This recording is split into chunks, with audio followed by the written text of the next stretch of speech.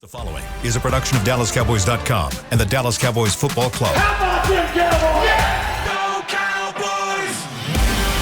This is Girls Talk, Boys Talk, presented by Invisalign, trusted by over 500 NFL players for their winning smiles. And broadcasting live from Dallas Cowboys World Headquarters at the Star.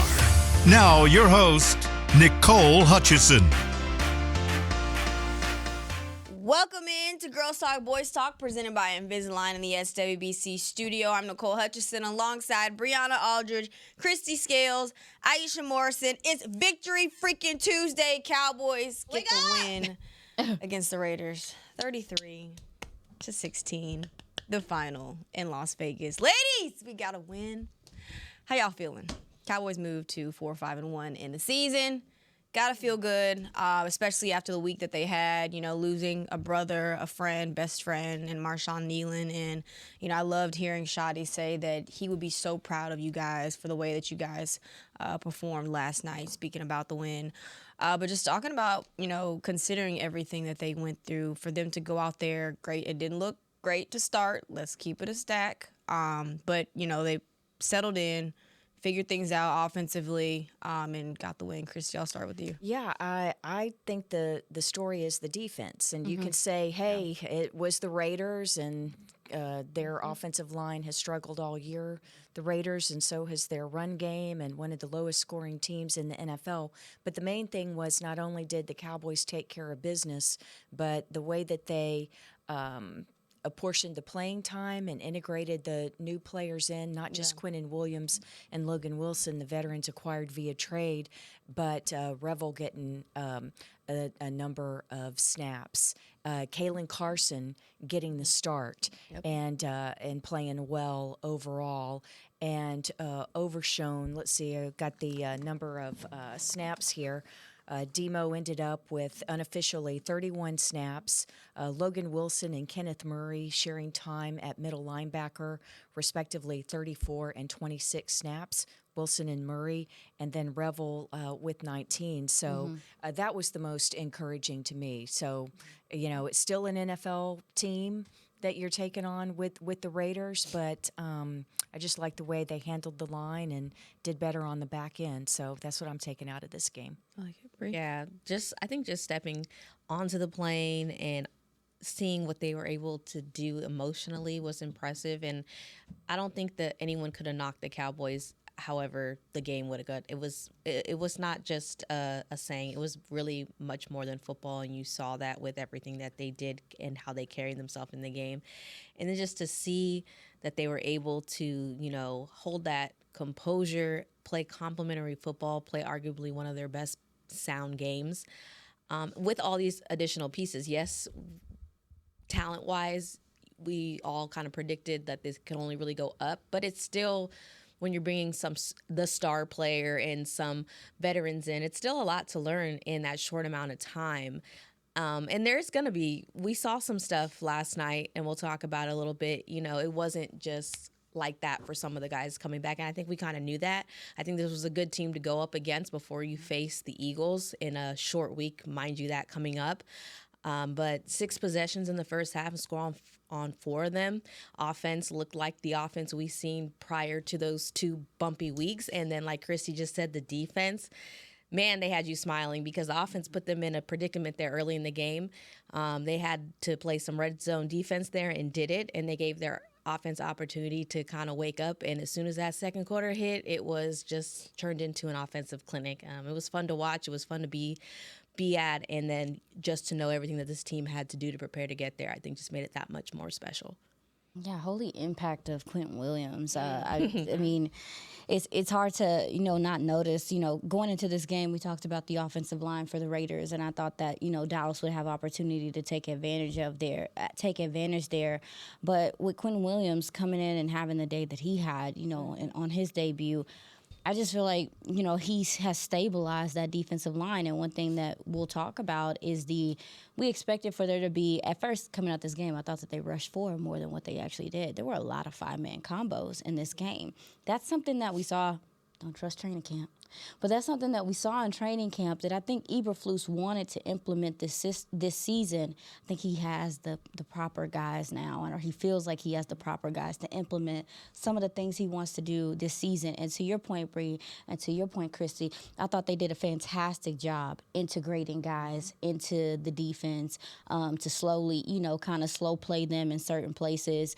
And even, as we talk about the secondary, some conversations is going to be had because I mean, rewatching the game this morning, I was really impressed with Kalen Carson and Savon Ravel's debut game. I mean, I know we're talking about the offense. I think I agree with Christy that the focus should be the defense, even though the offense is, the offense, and the improvements that they're making, and hopefully they can continue this as the season goes on. It's funny because we've been talking about the difference a true defensive tackle, what he makes to a defense, and we're finally seeing that with Quinnen Williams. But when you talk about, Bree made a good point with the offense put them in a tough predicament. Yeah, you go 3 and out, then you get a turnover, and then, of course, the defense having to defend from the Dallas 15. Of course, Quinnen Williams, Kenny Clark, they scheme up a sack. They get home, 3rd and 12, Logan Wilson in coverage. Of course, you're seeing that true linebacker position as well with Kenneth Murray played well. DeMarvin Overshown in his snaps as well. But overall, let's just talk about the 27 rushing yards that they allowed for the Raiders. I think that's actually insane. That's one drive of the first 10 games on of 12 the carries, season. by the way. Yeah, they'd allow that in one drive, the Cowboys defense. But they were getting penetration, obviously.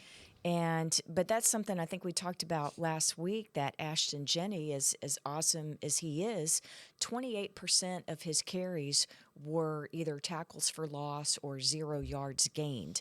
So that Raiders offensive line has been allowing some penetration there. But you still have to go out and do it. Yeah. I think what was cool about Williams is it was about, okay, we're upgrading the run. Well, he had 5 quarterback hits in the first half alone. Mm-hmm. Yep. And so I think that it was the contributions across the board, and even with the sacks, the way they were spread out amongst the players was showing that it was more than 1 or 2 guys that were getting home, getting at, sacking the quarterback. So that to me is another thing that really stood out. Yeah, my boy Genty had 7 total rushing yards yesterday, and we talked about what they had, and really that's what they have in the run game. And I can say this because I grew up in a, at that time, Oakland Raiders household. That's a bad football team. It's just a bad football team. Bad offense. Their defense didn't play as well as I thought they would. But they're struggling, as a whole. There's a reason why they came into that game 2-7. But that, again, not taking away anything the Cowboys were able to do. They did exactly what they're supposed to do against a team like that, and you hope that's something that can carry over. But when it comes to what they were able to do in the run game and completely force them to do what they haven't been able to do all season and get something going in the pass game, of course, Bowers, there were some chunk plays where I was like, ugh. It gave me like the ick because I'm like, he's going to make some plays. Oh, yeah. He's just that guy. He is. And I was like, oh, we talked about that. Oh, we talked about that. And they did give some chunk plays to a couple other people, 20 yards, 15-yard catch, 26 to Tucker, 18. I mean, that can't be really ignored. And I think when you're going to go up against some offenses who do get to the red zone and can score touchdowns, it's another thing. The Raiders were giving you field goals and also giving you chances there as well. So, again, not a perfectly clean football game. And I think when you face a team who has their stuff together just a tiny bit more and who can do a run game. But to your point, Christy, that O-line on the Raiders, I'm like, in the center, poor boy. Yeah, we talked about it this week. Poor boy. We talked about it this week. He was getting whooped. It was rough for him. But I think, some of the improvements you saw in the run game go back to some of the 5-man fronts that we were just talking about. Eberflus really mixed up a lot of guys in the way that he kind of deployed guys. We also saw James Houston get more snaps than he has seen all season. One thing that I thought the Cowboys did well prior to the bye is the side A. Clowney. It is a Raku. Oh, he is. Yeah. Y'all are starters. I like it. Because these are 2 gentlemen that take containing in the run seriously. These are two guys that know how to read the run well. I thought that this was an underrated part of Donovan Izaraku's game coming into the NFL. And I thought that was a smart decision by Dallas to go ahead and make them the starter. So I think you see improvement there. But again, with a guy like Quinn Williams, he frees up your 3-techs to be 3-techs. I know that we were looking at Kenny Clark as a more 1-tech guy, but he really is kind of a hybrid guy. He's a little bit more lighter in the butt. And so for me, I think I enjoyed seeing, the other guys benefit from, and Donovan Izaraku played inside a few times as well, benefit from, him being that centerpiece and Eberflus feeling like he can deploy those guys. And with those 5-man fronts, somebody got to block somebody. Yeah. And so we saw some guys getting free because of the fact that they have to account for Quinn Williams, for Kenny Clark. You saw some more guys, obviously, slipping through tackles and stuff like that. I thought the safeties, Malik Hooker and Donovan Wilson, I think that them coming back and helping in the run and running the alley, I thought that helped as well. So it was all hands to the ball. There was an energy. I don't know if you ladies can tell us. It felt like there was an energy on that side of the ball specifically that really, you could feel it through the TV screen, I'll say. Yeah. Can you ladies talk about it a little bit? Well, there was a whole energy in the building because it was over 50% Cowboys fans. It felt like a home. And it was loud In as my heck. extensive research along the Las Vegas Strip, I did go out early. Come on. Went ahead of the team. Christy gone. Arrived on Friday. But let me tell you, it was Cowboys fans everywhere. But that was the biggest takeover I've seen in a long time of a stadium.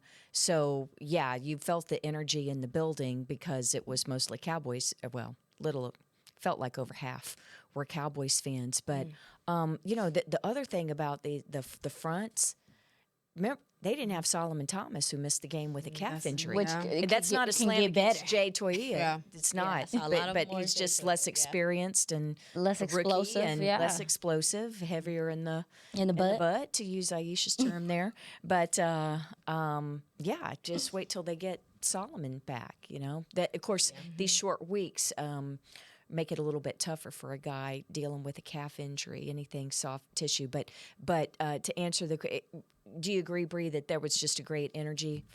Yeah, definitely. I mean, we have to get there super early, right, before basically the team even steps out. And Dak and Will Greer was first people that I saw taking laps, and we saw Dak do the prayer. But to your point, Nicole, defensively, Aaron Whitecotton walking in with the Neyland jersey on spoke volumes. And I believe I want to say it was Quinn Williams they asked about Post-game? if it was different. It was Quinnen, yeah. Yeah, if it was different, seeing just how, this is, all these coaches are affected, but this was the guy in his room every single day that they lost. And you just have to kind of think about what that is for him, again, seeing that empty seat in there. Yeah. That's a lot. So I do think there was a lot of passion, and that was something I'm I don't know if I'm just paying extra attention to it because I know what this game and the emotions are, but it really did feel like that, from warm-ups until what you saw out on the field, and even talking to the guys in the locker room, it kind of just felt like a little weight lifted off because they got the first. There's going to be a lot of firsts they have to go through. Yeah. Without him We haven't now. even got to the first home game without, there's just a lot, getting on the flight, just coming back to the facility, getting into locker room, having the first practice. There's still going to be a lot of firsts, and I just felt like you could feel a little bit of a weight lifted off when we were talking to them. And you made a good point about Quentin Williams, because when he came in last week, he was asked about, how are you kind of handling the whole Marshawn Nealon thing? Because you didn't play here. You didn't necessarily know him. And he said it taught me a lot because, I was so focused on just coming here and winning and doing my job. But now I'm having to, get to know who my brothers are going to be. You can't go to war with anybody that you don't know. And so that resonated with me. And hearing him talk about it, post game, the relentlessness that they knew they had to go out with and play. You saw it on the field. And Aisha, you made a good point about, everybody benefiting from a guy like Quentin Williams. Let's talk about the linebacker play, because we've been criticizing them all season long. Yeah. Rightfully so. Yeah.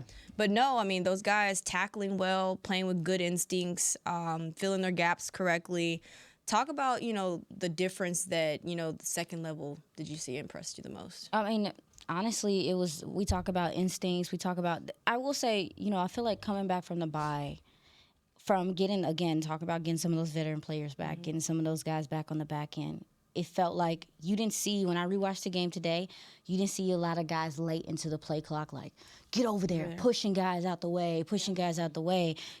So I'm hoping that this is a point to where, first of all, Jimmy's and Joe's over X's and O's. You got some guys out there that could play. Hello. But also, too, I think that you're seeing them maybe start to, I truly believe that this is what Flus had in mind. I do. Mm-hmm. I think this system, the way that they're kind of doing things, is what he had in mind, and then being able to implement that. It felt like they trusted what they were seeing a little bit more yesterday, going up against the Raiders offense that we know has been struggling, that we know is not flashy and all those things. I'm sure that helps, the lack of motions and all that stuff. But from a linebacker standpoint, I know, Christy, maybe you can break down a little bit more of the actual rotations of how it was. Sure. But I do agree with you, Nicole. They definitely benefited from this interior of this defensive line playing better. The defensive ends being more sound. And also, too, they just trusted what they saw more and just played their assignments. And I think you saw that yesterday, specifically in the run. Yeah, we were watching the game here in the studio, and Nate Noon goes, it's crazy how they all of a sudden figure out how to play their gaps and everybody know their assignments. It's crazy what personnel does. So we were in there laughing about it. Hello. We're going to take our first break here on Girls Talk Boys Talk. We got to dive deeper into this matchup. Going to be a lot of fun to keep breaking down the film. We'll be right back. When you're on the field, you know what it takes to lead your team and play with confidence. But that confidence shouldn't just stop at game time. It should follow you off the field, too. Join over 500 NFL players who trust Invisalign, the #1 doctor-recommended clear aligner brand. Ready to take the first step towards a smile you'll love? Visit Invisalign.com/NFL and find a doctor near you today. Transform your smile and take your confidence to the next level, both on the field and off.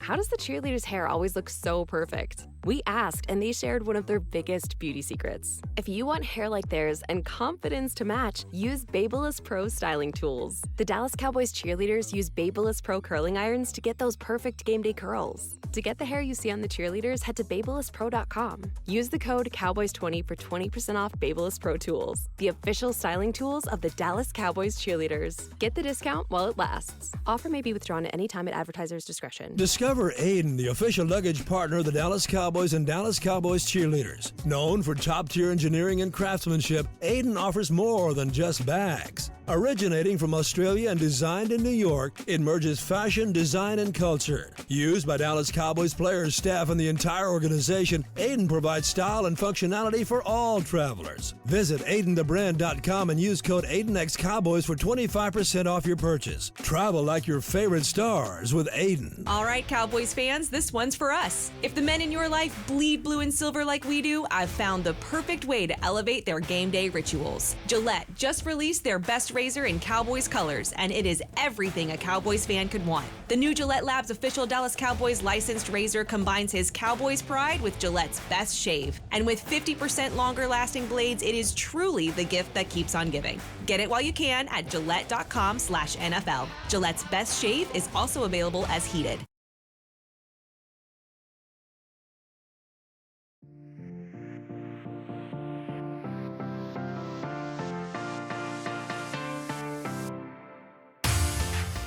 Celebrate the season at Cowboys Christmas Extravaganza, powered by Reliant at the Star in Frisco. Join us every Friday and Saturday night from November 21st to December 20th for an electrifying holiday performance. For details, visit thestardistrict.com. Celebrate that and celebrate these butt whooping the Cowboys put on yesterday against the Raiders. Sorry, I just had to do that. It was only right. 33-16, the final in Las Vegas. And, of course, the biggest stories coming in was DeMarvion Overshown, Savon Rebel. How would the snap count look like for those guys realistically? And, Chris, you got a little insight on what that was. The plan was for both of those guys. Yeah, they were with Demo around 30 snaps or so.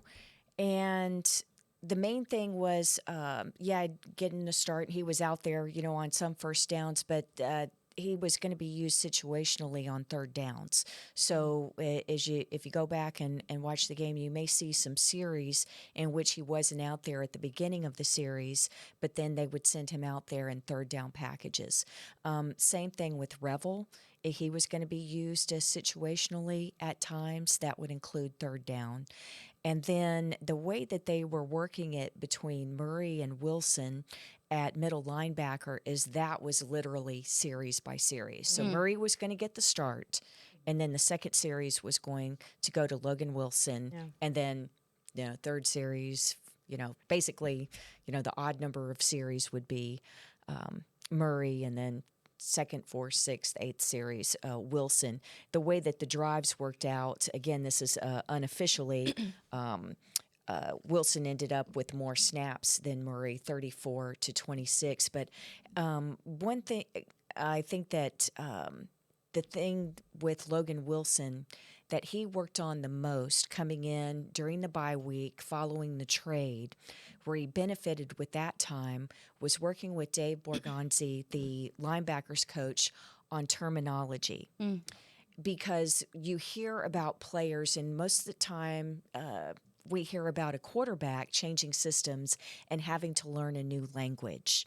Well, it's the same way for a defensive player. The system wasn't that different. The scheme coming from Cincinnati to the Cowboys was not that different, but the terminology very, very different.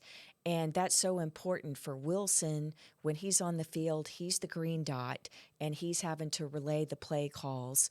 And when you have the green dot, the radio helmet on, the coordinators can speak to you, whether it's the offensive coordinator speaking to the quarterback or the defensive coordinator talking to the green dot on defense until 15 seconds are left on the play clock. Once it hits 15 seconds, there's literally a person that works for the NFL up in the booth, and they press a button that kills the communication system once the play clock reached 15 seconds. But in that interim, Eberflus could give like reminders to Wilson or kind of help translate some of that terminology. But I find that very interesting when you talk about learning a new language. But then again, if the green dot or the middle linebacker is like the quarterback of the defense, then it makes sense. I'll also say that I think it also helped to have Malik Hooker back in the game as well, helping with alignments and communication as well. Yeah, absolutely. I mean, he's a guy that's played in Eberflus's system before, and I think him and Donovan Wilson being back on the field was something that did help with communication. But when you talk about the linebacker room and things, I do have a question to you ladies that were there with Overshown having to come out and have his brace readjusted. How was that? Can you ladies give us any details? That was mainly first quarter, and there was when I noticed it first time, it was when the Cowboys offense was on the field, and Britt Brown, who's the director of rehabilitation for the Cowboys, one of the athletic trainers, Demo was sitting on the bench, his regular spot amongst the linebackers, but they were really working on that brace, trying to get it adjusted. And then there was at one point, I believe it was early second quarter, when Demo took himself out of the game. He was kind of pointing at his brace, not pointing at his knee like, I'm in pain, but just pointing like, my brace. Yeah. And so he came off the field, but really only missed a couple of plays on that particular series. That has to be so different for him because it probably has a lot of, doesn't have a lot of give, you know what I mean? To it. What do you think it's like? I would think so. I mean, I know when after my ACL, I was about to say, I had to wear that thing yours. literally from my ankle to my knee playing volleyball. But you work up so much with it, you kind of get used to it. And I think we've just been seeing Demo going hard at practice with it. I think it was, and from the broadcast, I have a different angle, obviously. So when I'm listening to the broadcast, the first thing when I was like, they were like, Demo took himself out of the game. I was like, what? And then to Christy's point, they were clarifying it was just literally a malfunction with his brace, trying to figure it out. So it is different because I'm sure the guys are coming a lot harder than the guys here at practice. Like he's, been going for the last few weeks and ramping up and things like that. But just from what we've been hearing from him prior to the game, it seemed like he is used to or ready to be look like what he's going to look like and feel as free as he is with that thing. But I was one of the guys I actually didn't get to talk to after the game because it was so like hectic and a lot going on. Yeah. And I saw him getting dressed while I was heading out, and I was like, dang, I didn't get to go over there. Yeah, he was great. And hear what he said. But yeah. Most of the questions were more towards talking about Marshawn, and then he was asked about, what message with the 988 National Suicide Hotline. He was talking about that and encouraging people to reach out. Started, yeah. It's interesting though with knee braces. Hate to go back so far, but there are different philosophies when it comes to that with coaching staffs. So, for example, Bill Parcells, when he was here, it was mandatory. All of his offensive linemen were required to wear knee braces. Period. Yeah, I remember you telling us that. Yeah. But, a lot of players don't like to wear them, but Bill made them. That was not optional, right? definitely personal. The Savon Ravel, he didn't have one on. He didn't have right? one on. I know we're going to talk about him, but Chrissy, you mentioned him only playing 19 snaps. I mean, I got excited watching him this morning. Yeah. I got excited watching him this morning. Him and obviously Kalen Carson kind of working in tandem. They played Ravel on the left side of the line and on the right side, right cornerback. He had the defensive holding where it was kind of whatever, but the way that he read the receiver yesterday, I thought was amazing. That was something that he did well in college, is that he could mirror, he could pick up on tendencies in game. There were some opportunities for him. I mean, they moved him into the slot. They moved Carson into the slot, and there were times where like the quickness is still there. The change of direction is still there. So this was to not see a guy for a year plus.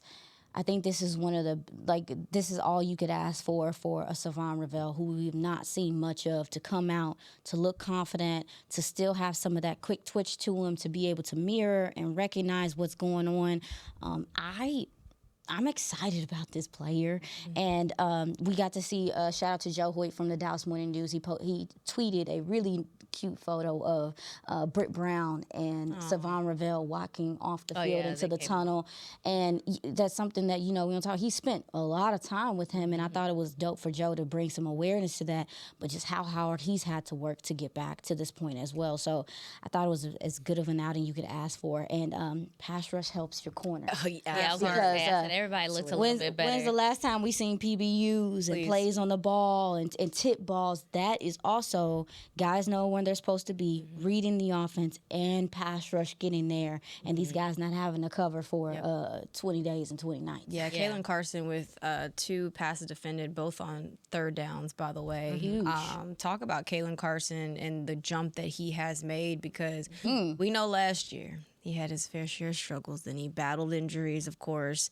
And even this year, having to wait his time, his opportunity, and finally getting it. Of course, against Arizona, I believe he didn't allow any targets or any completions. But just talk about him and the jump that he's made just in a year. Yeah, just looks like a confident player. Yeah. It was so disheartening last year to watch him, because when I watched him in college, I was hyped. I was like, oh, this is that's my ball. I'm taking this ball from you type guy. This is a press guy. This is an in-your-face guy. And then, unfortunately, he went through some of the ebbs and flows of being a rookie and dealing with his injuries. And to your point, Nicole, yes, you've spoken to him multiple times offline and things like he's just been patient, waiting for his opportunity. I saw, Christy obviously was reporting on the inactives and actives, and when I saw Triquest Bridges not as an active player, I knew what was up. I said, "Oh, okay, Kayla, you about to," because I talked about it last week. Is like he wasn't targeted a lot, but you saw that he just looked comfortable in shadowing the receivers last week. And so for him to carry that performance where he didn't get targeted that much until this, and don't get it twisted, they started going at him at the beginning of this game. They was like, oh, let's see. You're going to defend Brock Bowers? Okay, we're going to see what you can do. And he held his own. Obviously, his tackling ability is something that I want to see come back into the forefront. That's something he did really well in college. But the coverage last night, I thought, was one of his best performances we've seen from him. And it's something to definitely build upon moving forward. I like the group of what we're seeing with the corners, because, basically with Kalen in there, and Revel now, and then you got Deron Bland, who also had a heck of a game. It's kind of fading some other people to the back. Well, as it should. And I think it has it has a lot to do with what's going on up front. Because I will say, yes, excited to see what Revel can do going forward. But he, in my opinion, did look like a guy who hasn't played football in a very long time, and you saw that. Yeah, it was a few times. But when you have what you have up front, it buys everybody just a little bit more time. And I think that's going to make him not look better, but it's going to give him time to get where he needs to be. And it's been a long time since he's played football, and this is him catching up to the NFL speed of things. I think the same for Overshown as well. Like, a lot of people, I didn't see a lot of tweets about Overshown last night, right? It wasn't enough. Right. They were barely on the. I mean, That's what I'm saying. Honestly, too, defensively, it's hard to even evaluate because they were barely on the field. Like, the Raiders' offense could not sustain drives, so we only get to see them, every now and then, or when Dallas made a mistake and things like that. So I agree, it wasn't a lot to talk about in regard to Mariano Overshown. But Ravel, I agree with you. This is going to give him some time to kind of adjust. But I did see burst, quickness. It didn't look like he was laboring. It didn't seem like he was unsure. Does he need conditioning? Absolutely. I definitely agree with that. But, he didn't look scared. That's what I'm saying. And that's what I care about. He don't look scared. He seems confident in his knee. We still have Diggs, who's eventually going to be able to come back. What'd you say? So that's a different conversation. So Who? Just kidding. Elon who? Stop! Today. We got people taking jobs out here. I wish we compare this. Pink slip? I wish we could compare this tape from the beginning when he was flashing at, again. Jail. What do you say about camp? Don't trust it. Never trust training camp ever again. Jail is crazy. Drop the mic. Hey, isn't that something about Carson, though, the way they matched him against Bowers? That was it was impressive. Yeah, I mean, it shows you the respect they have little. for Bowers and, tight end.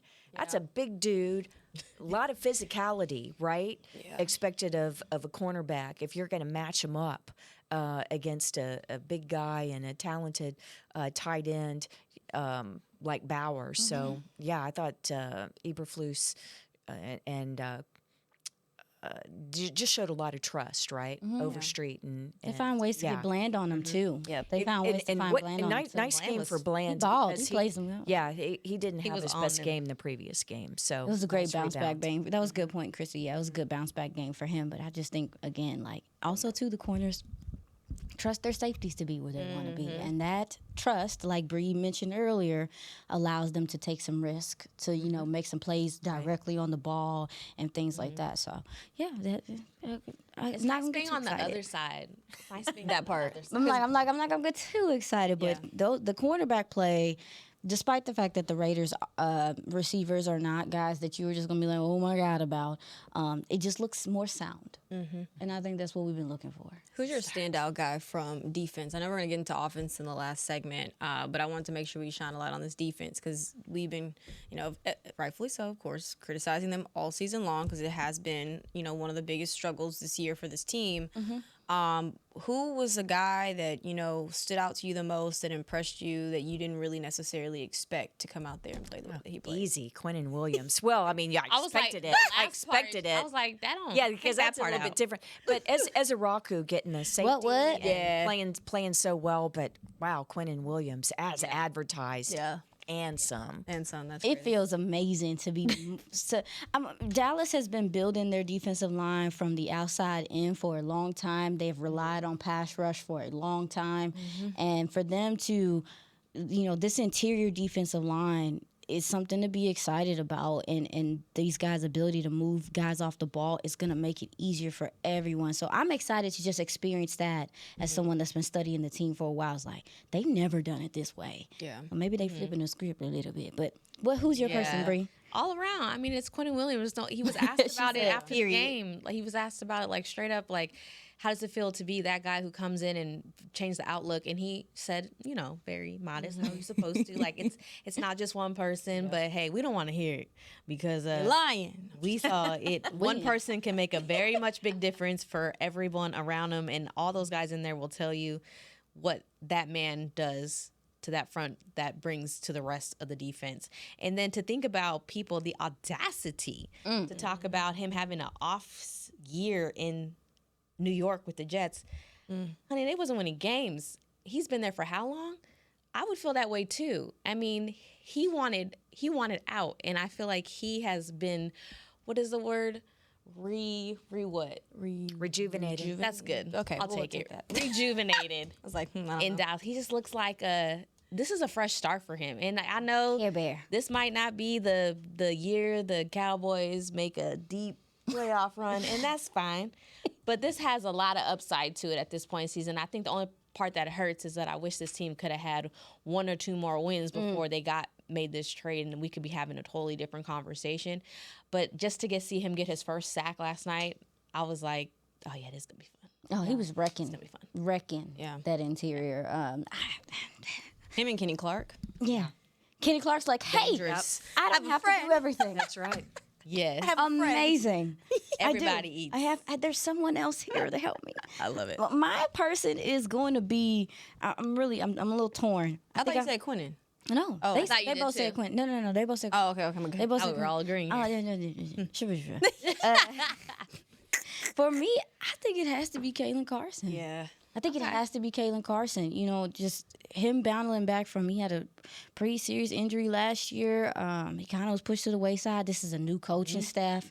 That is very important to think about as well. He's drafted in the 5th round. I just feel like seeing him come out yesterday and battle and seem confident, and I just feel like that's going to matter moving forward, but also, too, for him as an individual player. So it has to be him for me, because I was looking for him to kind of take what he did last week and bring it into this week, and he did that. And consistency shows you know what you're doing out there, and that matters. All right, we're going to take our second break here on Girls Talk, Boys Talk, presented by Invisalign. Talk more about this offense after the break.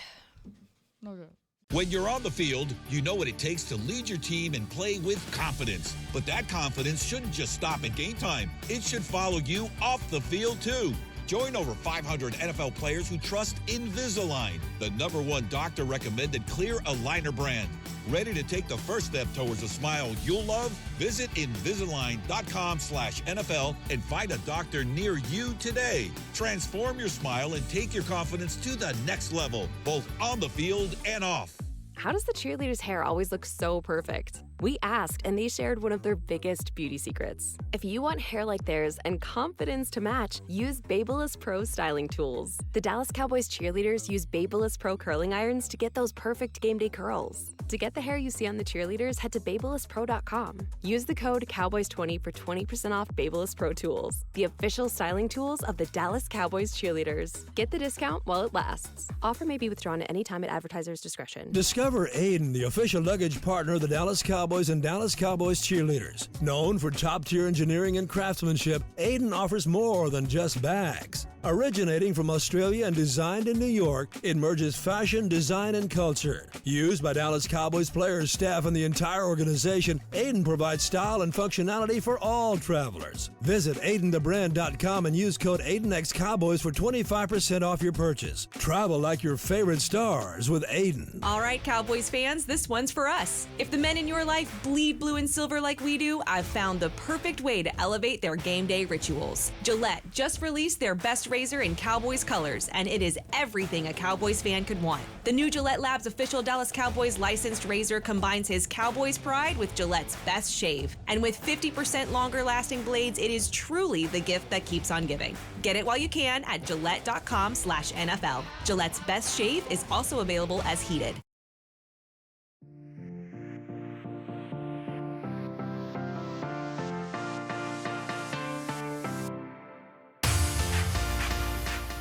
Capture frame-worthy holiday photos with Santa at the Star, presented by Monument Realty. Santa will be spreading holiday cheer from November 21st all the way through Christmas Eve. For more information and to book your visit, head to thestardistrict.com/Santa. Register before December 7th to save $5. Wake up! Woo.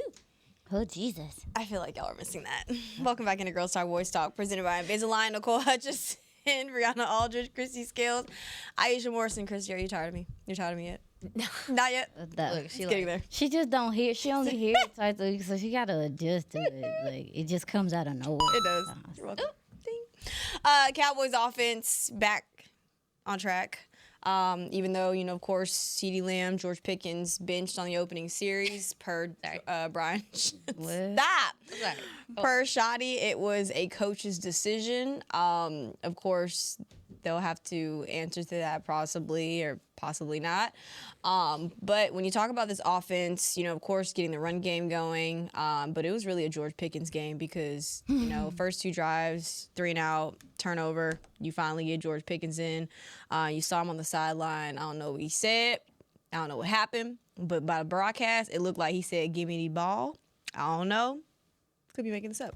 But no, George Pickens, a couple of first downs, moving the chains for the Cowboys. They settle for a field goal. But then, of course, next drive, they score a first touchdown. And it was off to the races from there. Wow. Sorry. Got choked up. Talk about this offense, the way that they finally bounced back. Christy. Yards after contact. What? Pickens especially, but Javonte Williams as well. So 144 yards, 9 of 11 receptions on the targets for Pickens. But I call it, I like to watch from the sideline the reaction of teammates. And when the defensive guys are sitting there trying to pay attention to defensive stuff while Pickens and the offense are out there, I call it the meerkat effect, because something spectacular will happen and they're all like, "What?"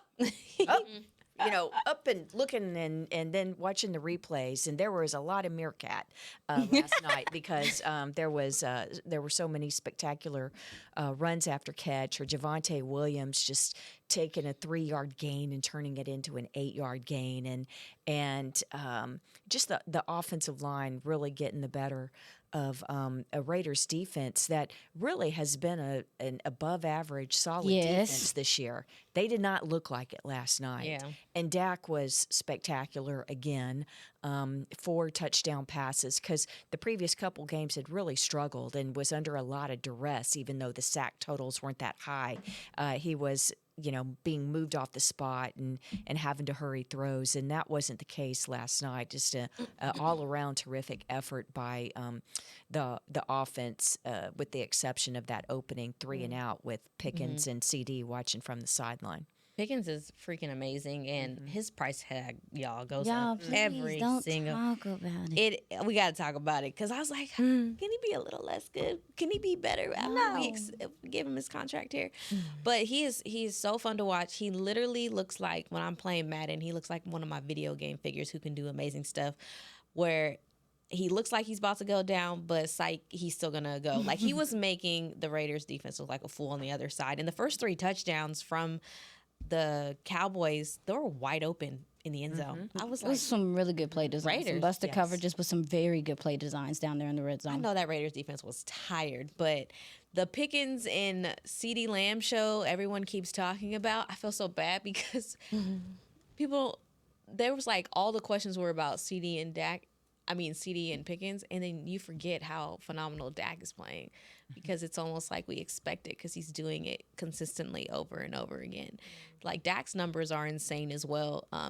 If mistaken, there's a record he just broke for once he got his 3 passing touchdowns to be able to do that. Moved past Romo for the most games with 3 or more TD passes. And I feel like every week we're talking about another record that this man has broken, and this is what's going to hurt if this team finishes a little bit short of the goal line this year, is going to be Dak had a freaking amazing season. This is an elite offense, and we hope to see the duo again next season, but you just don't know. You don't know. And you don't know if Javonte Williams is going to be here next season. And I hate that the defense looks like it does. What, week 11? Cool. I know. It took so long. Cool is crazy. It took so long. But the quarterback obviously played a really good game. I thought he made some really tight window catches, just putting the ball exactly where it needed to be, some layered throws, those deep over routes. His placement was fantastic. There was a couple times that they caught the Raiders when they were going hurry up, so he was able to utilize tempo and kind of stuff. Just using his cadence, being a quarterback, being awesome. The Cowboys were committed to not letting Max Crosby beat them. After he had those times where he was whooping on your tackles, the tackles did get whooped on quite a few times. Yes. The interior had some issues a few times, but really it was the tackles that had some issues. Dallas was committed to not allowing that to happen. They decided to chip. It was a lot of guys that were helping out. Hello, Hunter Lipke. What's up, man? Game captain last night. We missed you. Seeing Hunter Lipke get involved in some of those short yardage situations on third down. I thought he ran well between the tackles. Also, too, he's as a receiver, doing some things on third down as well. So it was nice to kind of see him get integrated into this offense as well a little bit more. Maybe that's a wrinkle that we see Shoddy add now as he gains more confidence in this offensive line as well, because that's what Lipke's been doing. A lot of the dirty work. Thought that the team run blocked better than they pass blocked, but the pass blocking pass pro Javonte Williams came in there and picked up some sick blitzes yesterday. And I don't know if y'all gonna say it, but I'm gonna go ahead and say it. Malik Davis. Malik Davis got out there. He got some explosiveness to him too. Yeah. Maybe they can continue to get him involved as well, because Javonte Williams had a season high 22 carries yesterday. How sustainable is that if you do want to go on a push, if you can get into the McDance? But I will say, Ryan Flanoy has quietly really taken that wide receiver three-ish position. Cavante Turpin, I feel like after he got injured, I don't know what has happened there, but he has not been involved in the offense as much and also hasn't been as consistent as much. Jalen Tolbert's snaps are way down as well. Ryan Flanoy seems like the guy that they trust in the red zone, in some of these tight situations to get it done, and I just think that receiver core for Dallas as a whole has a lot of explosiveness, some versatility, and they're going to be, I think, hopefully they can keep them together. Yeah, I just wanted to say, because I don't know what was shown on the post game last night on Monday Night Football, but I'll tell you what happened on the sideline as the game ended. And of course, players are going to midfield to shake hands. And the 94 Marshawn Nealon jersey that had been hanging in the locker room pregame, they brought out to the bench area. And as the game ended, Ryan took that jersey. Of course, he was very close with Marshawn. Ryan and his wife would double date with Marshawn and his girlfriend. And so Ryan took that jersey and held it. He climbed up on the bench and was holding that jersey up in front of the Cowboys fans that were behind the bench. And then he carried it onto the field. And what was really cool was not just Cowboys players, but Raiders players standing next to Cowboys players holding up the jersey and taking pictures.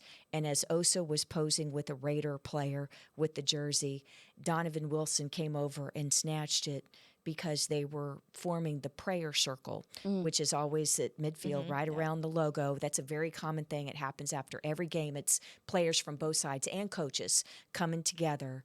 And Donovan made sure that they took that jersey and laid it right there in the middle of the prayer circle.